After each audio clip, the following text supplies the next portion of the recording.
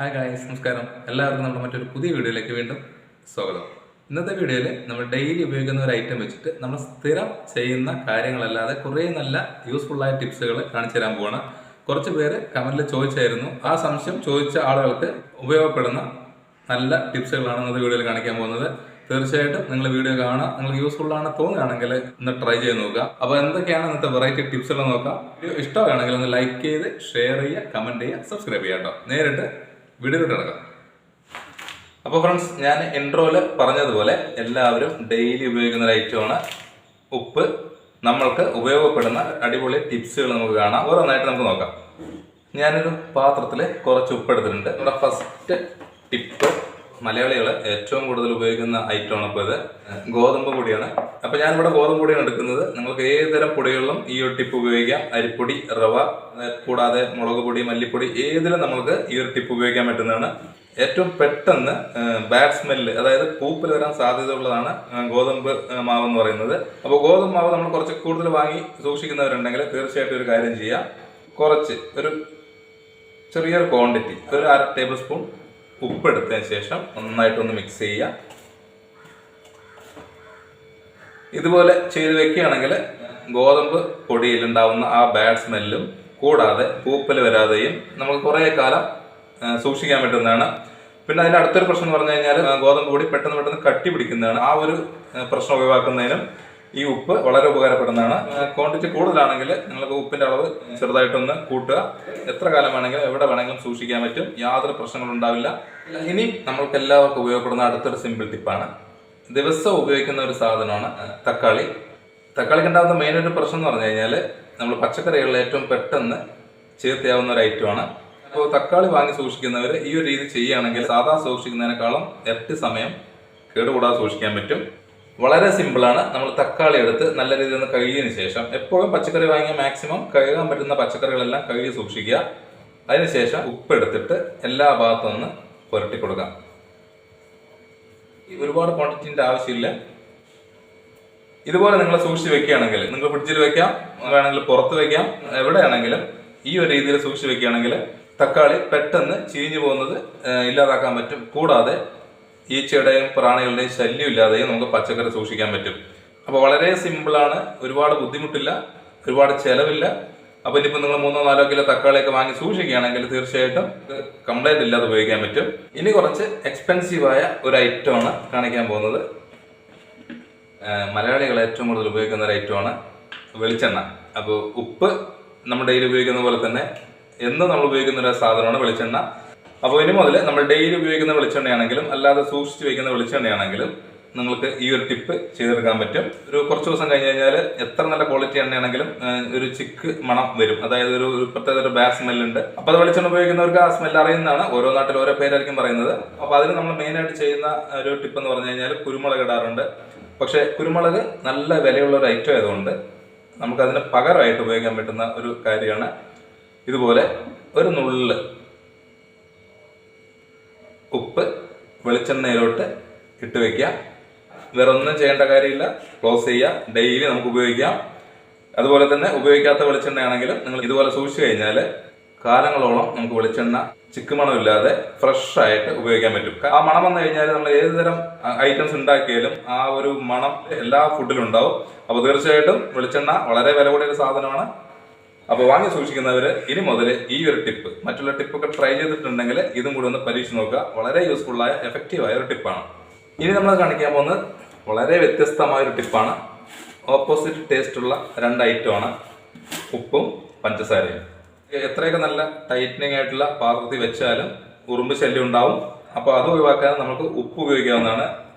ശ്രദ്ധിക്കേണ്ട ഒരു കാര്യം, ഒരുപാട് ക്വാണ്ടിറ്റി ഇടാൻ പാടില്ല. ഒരു നുള്ള് ഉപ്പ് ഇടാൻ പറ്റും. എവിടെയാണ് സൂക്ഷിക്കുന്ന അവിടെ വെച്ച് കഴിഞ്ഞാലും യാതൊരു പ്രശ്നങ്ങളും ഉണ്ടാവില്ല. ഇനി മുതൽ പഞ്ചസാരയുടെ പരിസരത്തോട്ട് പോലും ഉറുമ്പ് വരില്ല. ഒന്ന് ട്രൈ ചെയ്ത് നോക്കിയോ.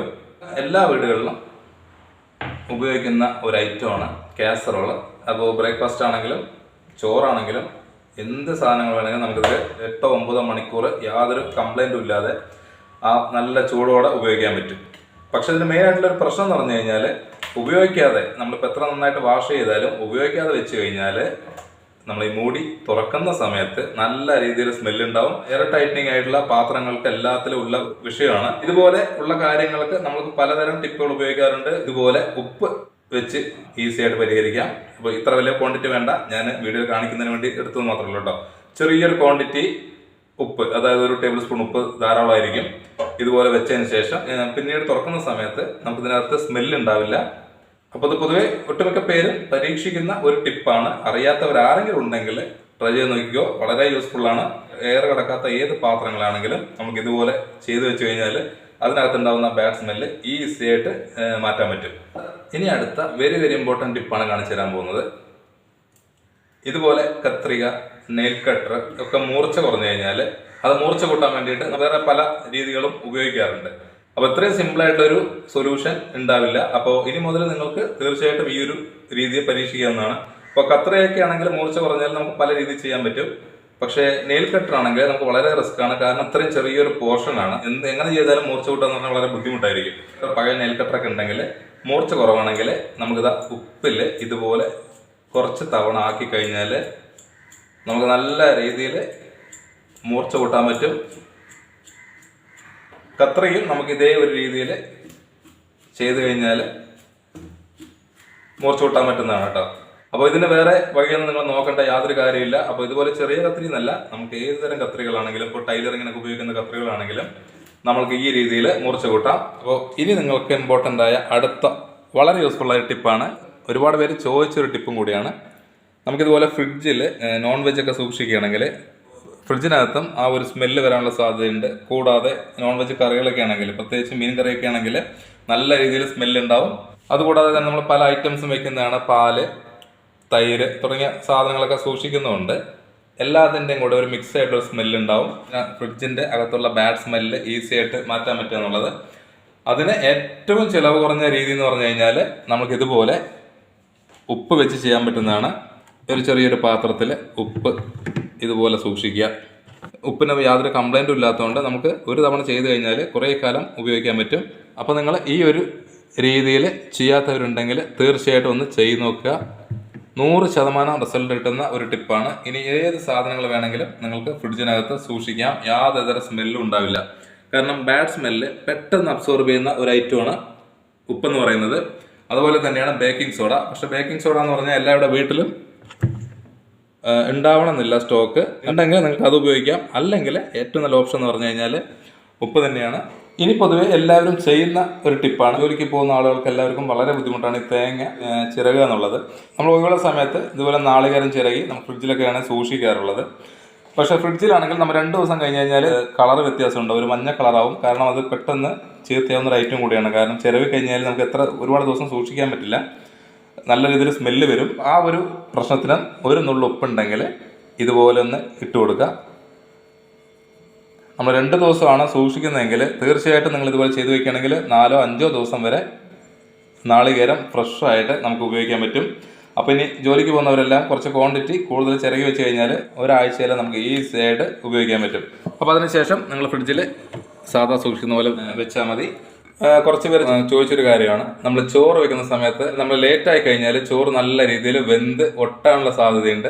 ഇപ്പോൾ ഉപയോഗിക്കുന്ന അരികളെല്ലാം നല്ല രീതിയിൽ വേവ് കുറവുള്ളതാണ്. അപ്പോൾ ഇതുപോലെ നിങ്ങൾക്ക് സംഭവിക്കാതിരിക്കാൻ വേണ്ടിയിട്ട് നിങ്ങൾ ആദ്യം ചെയ്യേണ്ട ഒരു മെയിൻ കാര്യം എന്ന് പറഞ്ഞു കഴിഞ്ഞാൽ, നമ്മൾ ചോറിന് അരി വെക്കുന്ന സമയത്ത് ഏകദേശം തിളയ്ക്കുന്ന സമയമാകുമ്പോൾ ഒരു നുള്ള് ഉപ്പ് പാത്രത്തിലോട്ട് ഇടുകയാണെങ്കിൽ നമ്മൾ കുറച്ച് ലേറ്റായാലും നമുക്ക് ചോറ് ഒട്ടിപ്പിടിക്കില്ല. നമുക്ക് ഒറ്റ അരിയായിട്ട് ഉണ്ണാൻ പറ്റും. കാരണം ഒരുപാട് വെന്ത് കഴിഞ്ഞാൽ ചോറിന് യാതൊരു ടേസ്റ്റും ഉണ്ടാവില്ല. അപ്പോൾ തീർച്ചയായിട്ടും ഈ ഒരു സിമ്പിൾ ടിപ്പ് ചെയ്യുക. വളരെ ഈസിയാണ്. നമുക്ക് അടുത്തൊരു ഈസി ടിപ്പ് ചെയ്യാൻ പറ്റുന്നതാണ്. നമ്മുടെ അടുക്കളയിൽ എല്ലാവരും ഉപയോഗിക്കുന്ന മെയിൻ ഒരു സ്ഥലമാണ് സിങ്ക് എന്ന് പറഞ്ഞു കഴിഞ്ഞാൽ. നമ്മൾ എല്ലാ സാധനവും വേസ്റ്റുകളും എല്ലാം കളയുന്ന ഒരു സ്ഥലം കൂടിയാണത്. അപ്പോൾ ഇതിനകത്ത് നിന്ന് നല്ല രീതിയിൽ ബാഡ് സ്മെല്ല് ഉണ്ടാവും. കൂടാതെ പ്രാണികളുടെ ശല്യം, പ്രത്യേകിച്ചിട്ട് പാറ്റയുടെ ശല്യം വളരെ കൂടുതൽ ഉണ്ടാകുന്ന ഒരു സ്ഥലമാണത്. അതുപോലെ നിങ്ങൾ സിങ്കിൽ ആ ശല്യങ്ങൾ ഒഴിവാക്കാൻ വേണ്ടിയിട്ട് ഇതുപോലെ കുറച്ച് ഉപ്പിട്ട് വെച്ച് കഴിഞ്ഞാൽ പ്രാണികളുടെ ശല്യം പൂർണ്ണമായിട്ട് ഒഴിവാക്കാൻ പറ്റുന്നതാണ്. അപ്പോൾ ഉപ്പിട്ടതിന് ശേഷം കുറച്ച് വെള്ളം ഇതുപോലെ ഒന്ന് ഒഴിച്ചു കൊടുക്കുക. ഉപ്പെന്ന് പറഞ്ഞു കഴിഞ്ഞാൽ പ്രാണികൾക്ക് ഒരു വർഷത്തിന് ഈക്വലാണ്. ഈ ഒരു രീതി ചെയ്യുകയാണെങ്കിൽ നമ്മൾ കിച്ചൺ സിങ്ക് എപ്പോഴും നീറ്റ് ആൻഡ് ക്ലീൻ ആയിരിക്കും. യാതൊരു തരം പ്രാണികളുടെ ശല്യം ഉണ്ടാവില്ല. പിന്നെ യാതൊരു തരം ബാഡ് സ്മെല്ലും പുറത്തോട്ട് വരില്ല. ഇനി അടുത്ത എല്ലാവർക്കും യൂസ്ഫുൾ ആകുന്ന ഒരു സിമ്പിൾ ടിപ്പാണ്. നമുക്ക് ക്ലോസറ്റിൽ, പ്രത്യേകിച്ചിട്ട് യൂറോപ്യൻ ക്ലോസറ്റൊക്കെ ആണെങ്കിൽ നമുക്ക് ഇതിൽ വെള്ളം ഫ്ലഷ് ചെയ്യുന്ന ഭാഗത്ത് ഒരു മഞ്ഞ കളർ വരാൻ സാധ്യതയുണ്ട്. അപ്പോൾ നമ്മൾ പൊതുവെ ഇത് ഉരച്ച് കഴുകുക എന്ന് പറഞ്ഞു കഴിഞ്ഞാൽ എല്ലാവർക്കും മടിയുള്ള ഒരു കാര്യമാണ്. അപ്പോൾ ഉരച്ചൊന്നും കഴുകാതെ തന്നെ വളരെ ഈസി ആയിട്ട് ക്ലോസറ്റ് പുതിയതുപോലെ ഇരിക്കും. കുറച്ച് ഉപ്പ് ക്ലോസറ്റിലോട്ട് ഇട്ട് കൊടുക്കാം. പഴക്കം ചെന്ന കറകളാണെങ്കിലും ഈസി ആയിട്ട് മാറ്റാൻ പറ്റുന്ന, ക്ലോസറ്റിൽ മാത്രമല്ല നമ്മൾ ടൈലുകളിലെല്ലാം കറയുണ്ടെങ്കിൽ യാതൊരു കെമിക്കലും ഇല്ലാതെ തന്നെ ഉപ്പും ഒരല്പം ബേക്കിംഗ് സോഡ ഉണ്ടെങ്കിൽ നമുക്ക് ടൈലുകളിലെ കറകളെല്ലാം ഈസി ആയിട്ട് മാറ്റാൻ പറ്റും. അപ്പോൾ ഉപ്പിട്ടതിന് ശേഷം ഒരു നുള്ള് ബേക്കിംഗ് സോഡ കൂടെ നമുക്ക് ടോയ്ലറ്റ് ഇട്ട് കൊടുക്കാം. മറ്റുള്ള കെമിക്കൽ ഉപയോഗിക്കുന്ന സമയത്ത് ക്ലോസറ്റിനകത്തുള്ള ബാക്ടീരിയകൾ നശിച്ചു കഴിഞ്ഞാൽ പെട്ടെന്ന് സെപ്റ്റിക് ടാങ്ക് നിറയാനുള്ള സാധ്യതയുണ്ട്. അപ്പോൾ പൊതുവെ ഈ ഒരു കാര്യമാകുമ്പോൾ നാച്ചുറലായിട്ട് തന്നെ നമുക്ക് ഒഴിവാക്കാൻ പറ്റും. ഇതുപോലെ ഒന്ന് ഫ്രഷ് ചെയ്ത് കഴിഞ്ഞാൽ ടോയ്ലറ്റ് ക്ലീൻ ആയിരിക്കും. ഫ്രഷ്നെസ് എന്തെങ്കിലും വേണമെങ്കിൽ നമുക്ക് കംഫർട്ട് ഉണ്ടെങ്കിൽ ഒരു നുള്ള കംഫർട്ടും കൂടെ ആ ഉപ്പിൽ ഒന്ന് മിക്സ് ചെയ്തിട്ട് ഒഴിച്ചു കൊടുത്തു കഴിഞ്ഞാൽ നല്ല ഫ്രഷ്നെസ്സും കിട്ടും. അപ്പോൾ കറകൾ മാറ്റുന്നതിന് ബേക്കിംഗ് സോഡയും ഉപ്പും കൂടിയുള്ള ഒരു മിക്സ് മാത്രം മതി. അപ്പോൾ തീർച്ചയായിട്ടും ഇത് അറിയാത്തവരുണ്ടെങ്കിൽ ഒന്ന് ട്രൈ ചെയ്ത് നോക്കുക. എല്ലാവരും ഇന്ന് കാണിച്ച പല ടിപ്സുകളും നിങ്ങൾക്ക് ഡെയിലി ലൈഫിൽ ഉപയോഗപ്പെടുന്നതാണ്. തീർച്ചയായിട്ടും എല്ലാവരും ഒന്ന് ട്രൈ ചെയ്ത് നോക്കുക.